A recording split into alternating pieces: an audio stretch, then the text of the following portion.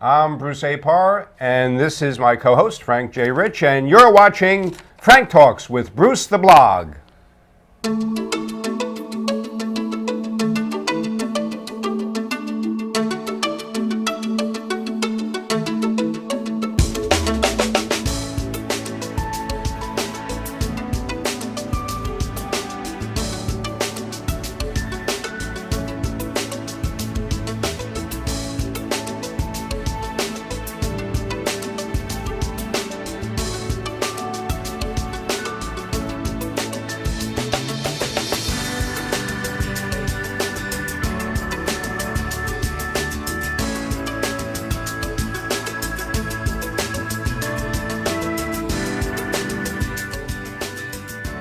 Broadway musical buff. I have the hello and welcome to Frank Talks with Bruce the Blog. Nothing like getting caught unawares. Well, but we're so deep into our conversation with our guest, Richard Manichello. Richard, did I pronounce it right? Or? Manichello. Manichello. It's pretty okay, close. Well, right. Pretty close. And I always see Richard at Starbucks a lot, and of course I only know you as Richard. So anyhow, we're very happy to have Richard with us. He is a local and beyond local theater writer, director, actor, producer, you name it. If it has anything to do with the stage, then you can always count on him to be there and to do a great job. And what Frank and I have been talking with Richard about for quite a while before going on the air, that we just want to continue this. It's a very stimulating conversation. That you, Richard, just finished performing in Awake and Sing at the Axial Theater in Pleasantville, right? And we're talking about a couple of things that are intertwined thematically that we want to discuss. It's a play by Clifford Odets, who even today is a giant of American theater. I mean, again, in my boning up on him, it's quite remarkable. The plays that he wrote and his influence on other playwrights and dramatists and just the whole era that he was part of is literally theater legend. You know, Lee Strasberg and The Method and Stanislavski. I mean, anybody who's an actor or is in theater knows all of those names. The group theater. Right, but I mean, the most famous, of course, practitioner of The Method being Marlon Brando, I would say, right? And, but anyhow, let's talk about, for starters, Awake and Sing and the themes in it and how, you know, we all were discussing how relevant they are today in terms of the recent presidential election and the economy and just the political polarization in the country. Why don't you start talking about your role as Uncle Morty? Uncle Morty in Odets. Odets is the bridge, really, between that presentational era, the George Bernard Shaw type of presentational theater acting, where you stepped out and gave your speech and gave a monologue or whatever. And Odets started to move into realism. And then we're going to come to Williams and Miller later, who took from Odets and made the modern theater what we know of the modern theater today. But to get back to Odets, I had no idea what a giant he was, and just delving into the richness of this work was quite an experience. I felt like I was touching a little bit of theater history, and I'll tell you, it was a great experience. A great experience. We had 6 weeks of rehearsal, which is just enough, because this is very difficult material. It's like doing Chekhov, or like doing Shakespeare. The language is the language of post-Depression America, and it's really foreign to us. It's a style. Right. It's a definite style.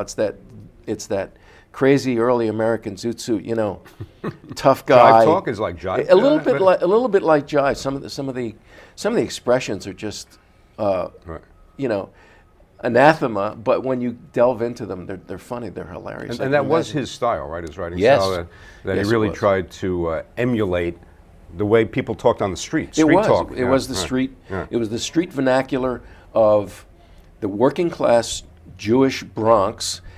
And the garment district. Right. This is the setting for Awake and Sing. These people work in the garment district. They're velvet and velour rollers and pushers along 7th Avenue, which would become the center of the fashion world in the 40s, 50s, and 60s. Right. But this was the beginning of it, and The role I played was I manufacture dresses, Morty says. Personally, I manufacture dresses. And you know what we call, I mean, another point to make is that being of the Jewish faith myself, that it says, when you read up on it, that Awake and Sing was the first American theater work that focused entirely on a Jewish family. And they said outside of the Yiddish theater. Yes. This is the first quote-unquote mainstream theater work that focused entirely on a Jewish family. So my father was a salesman. He went literally store to store selling hosiery. But anyhow, and I have friends who have been in the garment center for years, and you know what, they're called garmentos. That's what you call them, garmentos. that's the, you know, the word that freshens your breath. that's very good, Frank. That's right. And so, but again, getting back to Uncle Morty and then tying that character, like you were saying, to the, you know, the current in the current vernacular, the 1%, right, and how he sort of conflicted with the rest of the family. The 99% in the play are struggling for every slice of bread. This is, we can't really relate to what the Depression did to people and how it pulverized people and beat them down. The poor kid who's 21 years old, he wants to awake and sing. And this is what the grandfather tells him: awake and sing and take the world in your hands.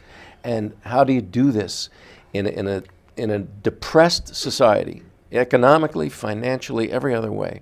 And this character, Uncle Morty, comes in dressed, you know, to the nines, right. and telling people how successful he is. And personally, I manufacture dresses, and I'm very successful. He smokes big cigars, drives a car, has a butler, spends all day in the Turkish bath and all this stuff.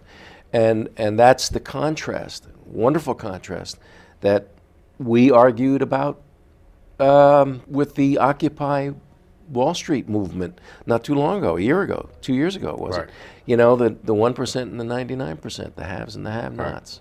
Right. And this disparity right. in income. In wealth, yeah. Is there any indication in the play, even in the subtext, that he shares any of his wealth with the rest of the family? Benignly there is, but he thinks he says, don't I send Pop a $5 check every week? Which a of course, $5 check. But of course back then, Yeah. it's equivalent. I don't know Yeah. what the ratio is in terms of, what would it be, 20 to 1? I mean, $60 in 12 $1960. $5 in 19 when? 40? 19, This is 30, roughly we're saying this is 33, 34.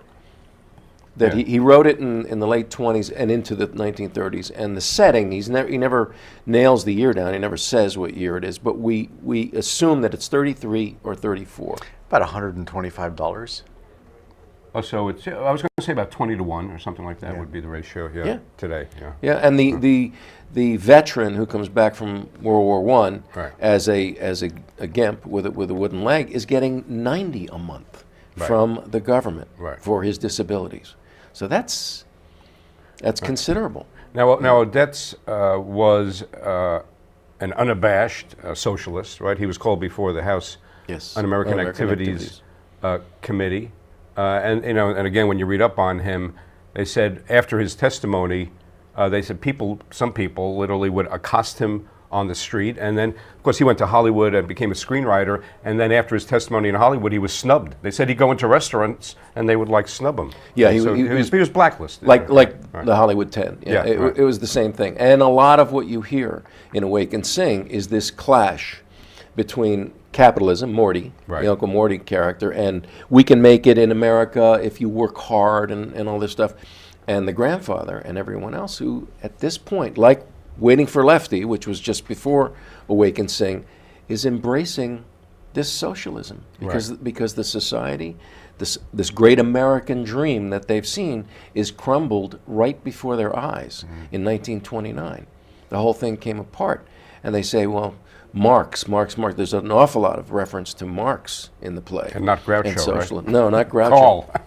Exactly, and Chaplin. Yeah. You know, who was again an avowed, you know, toyed with communism and joined the party. John Garfield, his best friend, all of them did.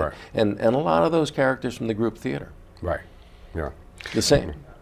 Do we want to discuss how that relates to today? Yeah, absolutely, yes, yeah. Right. Because the lessons learned under pressure are forced on us, and how we relate to them return us to very elemental people, people who are thinking about, how wonderful it is to have a pet dog because it always loves you and it's always there, so to speak, as opposed to who's going to feed this dog tonight, so to speak. Right. It's a simple example, but what can we learn, especially today, in the midst of a worldwide financial crisis and prospects that are uncertain at best going forward, from a time when we actually lived it very similarly, and now can talk about it with historical accuracy. Yeah, I think the great difference is, and what shocks me, is that it's worldwide now. It is global. Everything that happens is global. We're not the only ones going through a recession or a depression. You look around, and I mean, they're in the streets in Greece. They're still in the streets throwing firebombs. And this is the big difference that I see growing up in my short lifetime or long lifetime, that the things that my parents said to me, oh, they're starving, the kids in Europe are starving. Remember that? Yep. It was a great thing. Don't forget to eat everything on your plate because the kids in Europe are starving. Well, that's no longer true. Right.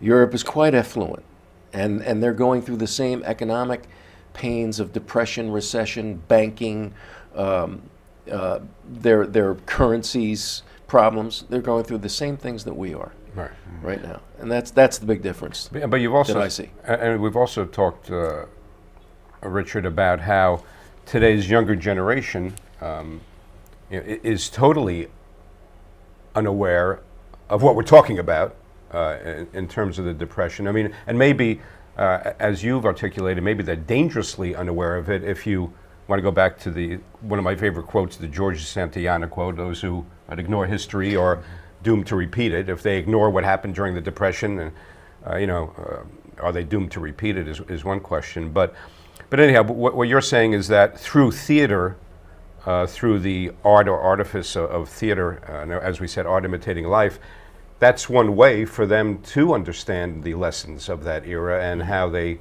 can work to avoid them now, in their own lifetimes. I agree. You know what Odets said, and I don't know if you knew George Santayana or read him or not, but Odets actually said, he said, the fascination I find with Americans is that they are able to forget their history. He said that in 1929 or 30 or something. He said, my fascination with American audience and American people is that they so easily forget their history. And so he's cognizant of this while he's writing these things. Right. And as you said, Golden Boy is about to come back on, a revival. Well, I was saying the somewhat trivial coincidence, you might say, is that as we're taping this in the Peekskill studios on November 9th, the Golden Boy previews begin, and then it opens in December, but it's the 75th anniversary, right, of that. And even that, in terms of Odets' themes and what he chose to focus on to present, his philosophy of life, in the hands of somebody else, you would think it was almost like a parody or a caricature that, the main character is a violinist, right, a very sensitive violinist who is being encouraged to take up prize fighting to make money so that he can sort of feed his art, right? He wants to be an athletic star. Right. I mean, in our terms today, it's like a kid who's a 4.0 student in college, but he's just dreaming about getting drafted in the NFL. All he wants is to get drafted in the NFL to get that big paycheck. So it's interesting that it's almost in terms of the imagery he chose. He chose, what some people might say is, the most prissy of musical, instruments, of violin, and then contrasted that with, the most brutal, right, of sports, being boxing. So I mean, so what in your view was Odets' point in all of this, like with Awake and Sing, and how he presents your character, the very successful Uncle Morty, and what is he telling the audience? These guys, I think he and Clerman and even Lee Strasberg and that whole group were so in tune with their surroundings, with their milieu at the time. I mean, they lived it. They walked the streets. There are countless little anecdotes about how Clerman and Odets walked the streets and try to find a cheap bar where they could get 5-cent or 10-cent beers at night and a cheap place to eat. They were living it. Right. They were actually living it. And Clerman is saying, Clifford, keep writing this stuff.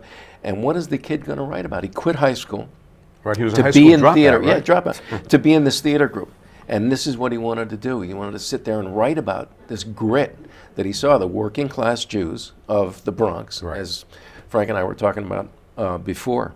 This was, you'll never see it again because they moved out to the suburbs and became somewhat affluent and mobile, upwardly mobile, obviously. But he's writing about his milieu, and they don't think they can get out of it. Imagine being post-Depression. Right. It must feel pretty bad. I don't know. I don't think we felt that this Right. time with this, what we called the Depression in 2008. Right. You know, by Lehman Brothers goes down, and then J.P. Morgan or whatever. Right. It was like, oh, these big banks. We don't understand that because everybody's Right. driving their SUVs. They're still going and getting coffee in the morning. Right. They're still on their cell phones. Right. They There don't were no- feel it the way they. There that- were no bread lines. Right. Right. People Yeah, didn't line soup up and to bread get line. milk, Right. you know, to get, which were available back then, but you had to go get it, you know. And when I was a kid, I was on those lines with my mom, and it was just a game to me. I mean, I didn't really understand it until later on, and then it was like, okay, we don't have bread. We got to go to Yonkers and stand in a line and get it, you know, Right, and right. milk. And then they had these machines that came up, you know, where you would just put a quarter in the machine and you would get milk because, you know, that alleviated the lines. I mean, it was an experience, so to speak, that I could relate to later on. But at 4 years old or 5, you know, it was really tough. Right, it's like an adventure. Adventure. Almost. I mean, Yeah. But you know, but interestingly enough, I don't know if I would call this the latter-day equivalent in any way, but with the recent power outage, you know, you did have stories in the media of people going dumpster diving Yeah, for good food, point. Yeah, right? good point, And being on gas lines instead of you know. Yeah. So those are sort of the it equivalent. mirrors. Right. It's a different way, Right. but it mirrors. You know, they had a guy on Channel 7 one night who was irate because he had to sit in a gas line. Right. Yeah. Now he's sitting in his warm SUV, listening to his Sirius radio, waiting for gas, and he had the audacity to say to the newscaster, I don't know why we have to sit in line and wait. Are we a third world country? We're like a third world country. Yeah, it's sad. You know, I mean, I'm laughing. And but a it's very hurricane sad. doesn't Yeah. care if you're third world or first world or from North Jersey or from Right. you know the Bowery. It doesn't Right. matter. This Right. was a catastrophe, and it did humble us and did show us a little bit of Some. that, of what. Humbled some. Yeah, Right. Right. I guess not him. Right. true. Is that the message, though? Is the message, you know, to be pithy about this? Is it humility? Is that the virtue that we're trying to express? Is there some other message that we want to communicate? And is that message inextricably tied to art forms that somehow bring those closer to mind and heart? Awake and sing seems to be an apropos metaphor for that. It's almost like wake up, America, and sing. You know, if there could be a message, a political message to America, I think it's, you know, the slap on the face that from Moonstruck. When Yeah, she says right. snap out of it, One of my Cher wife's slaps favorite line from a movie. Oh, I use it Snap all out- the time. Cher slaps slapping Nicolas Cage. Nicolas Right, Cage and right. says snap out of it. Right. And don't we sort of need a little snap out of it, America? Right. It's no longer America, the great and the leading country in the world, militarily, economically, every way you can imagine. Yeah. We're taking our place. I mean, they're constantly talking about our spot. We've come down to 25th or 27th in English and sciences Right. and whatnot, and we've got to get ourselves back to where we were. And it's true. It's true. Snap out of it. We're part of a world community. We're not America and the rest of Europe and the rest of the world. We are part of this world community. I think theater talks to that wonderfully. Because- And film. Right. Because it transgresses all, or that's not the right word. It moves across all. Transcends, yeah, transcends. transcends, right. Cultures. Yeah, it's not just and- Hollywood. Yes, it's right, not just yes, Hollywood right, anymore. right. American Languages stories. and- Yeah, it's like math is a universal language. Art is also a universal language, and people can relate to it regardless of their culture and their language. Right. Right. And I agree. yeah. But when Frank, when you were asking that very good question about humility, and then something you were just saying, Richard, about America and its place in the world, and in terms of certain of our academic disciplines, how we're moving down, and the word that I find very intriguing that you hear a lot in today's political discourse is American exceptionalism. Which one doesn't exactly resonate with humility.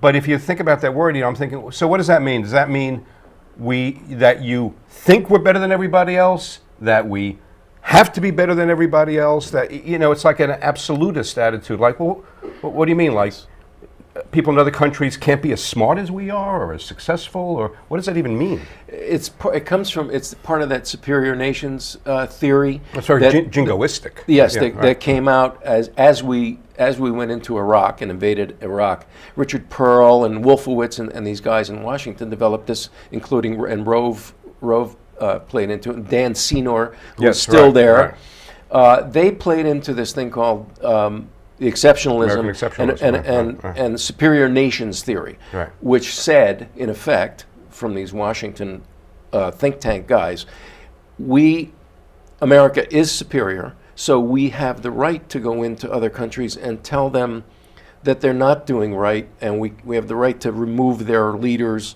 and show them democracy and install democracy into these other countries, Right. which is sort of what we wanted to do in Afghanistan, and it's not working. Yeah, but it that rapidly, is it? it also reeks of we never do anything wrong. I mean, that's not real in any context. That America never does anything wrong. That everything we do is always right. It doesn't even make sense. Right. It's not logical, is it?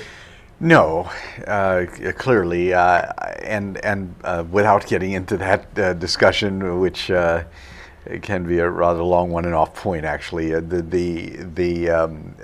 think your attempt at summarizing leads us back to Richard and the relationship that people have to actual experience and how it applies today. Right. And I think that art has an unusual ability to do that, whereas as individuals we seldom have the sense of ourselves great enough to go beyond ourselves. Right. And Right. I think art sort of causes you to look in the mirror and someone else's mind and heart and character and see what you ought to be looking at when you look in the mirror. And I think that's a wonderful quality.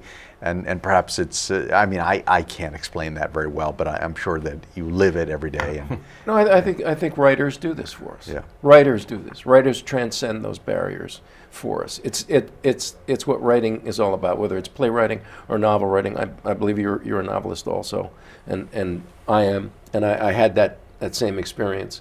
But the artist in them, it behooves them to make something that has universal appeal, that people can speak to, that speaks to them, and they can empathize with it and have a cathartic feeling or whatever it is that says, I know what that's like. It's an interesting little sidelight that the director of this Odets play is an Italian kid, born in Milan. For your production. Yes. Yeah. He was obsessed with Odets.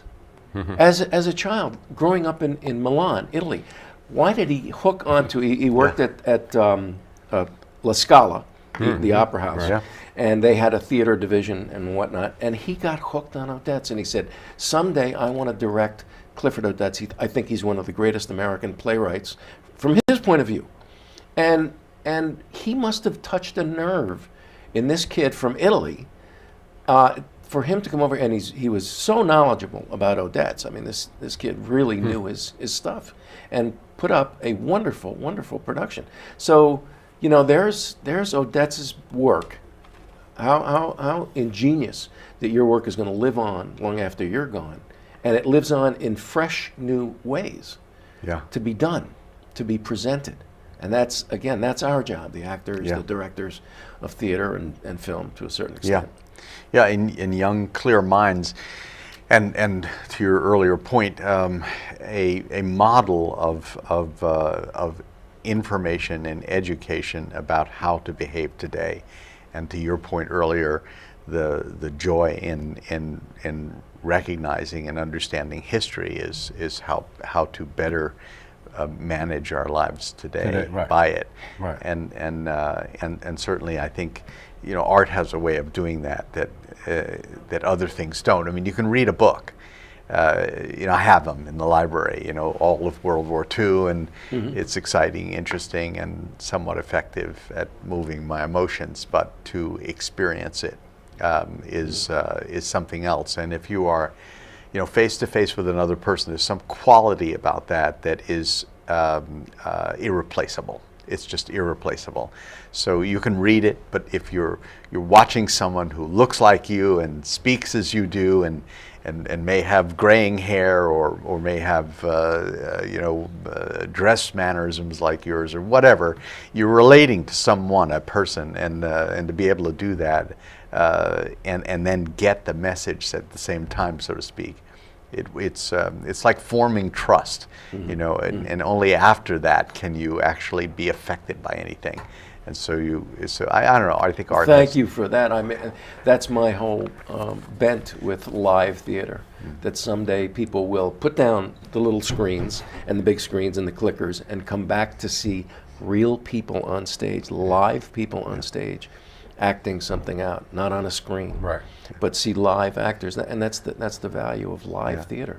That relationship that you just and I didn't, elucidated. and I think what may be useful about just a quick review of that is that I never thought about that before, but in just listening to you and trying to feel the emotion, and Bruce has this amazing historical perspective on theater and his understanding of it, and it's hard to sort of get there if that's not where you are, but it just came to me that the quality that is uniquely qualifying theater is that person-to-person thing. Yeah, no, you're right. That's Which you can't get on television.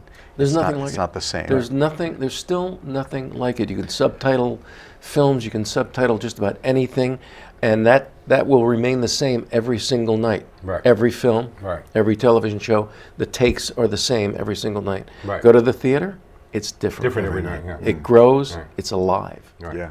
And well, this show it's live on tape. Let's put it that way. And we do have to wrap it up.